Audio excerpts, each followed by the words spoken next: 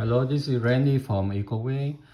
Today I show you how to set the auto flood for the Titan DT 300. So this one a little bit complicated. Okay, you have to read the menu carefully. Okay, you can turn on the eco mode. You can turn on automatic flood, but you have to turn off the flushing time if you want flushing after you leave the unit. Okay, so number 2 should be on and number 3 should be off, so you be careful. Okay, on your remote control, right, you have to press flush auto setting. Okay, you press and now you see you can change on the dot setting. Number 1, eco mode. Okay, turn it on, you press front on. See the power lights on right now, and now you change to the second dot, then you have to turn it on. Now it's on right now.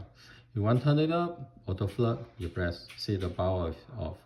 You want to turn it on, you turn it on. Now you see the top light, green light is on.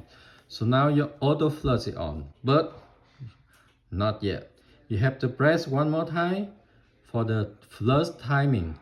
Flush timing does mean when you turn it on, so only auto flood after arrival. Then you have to turn off this one.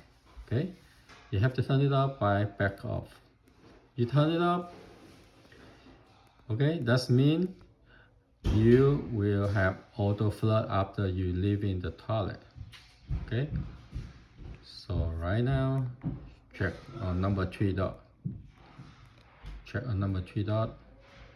1 is eco mode on.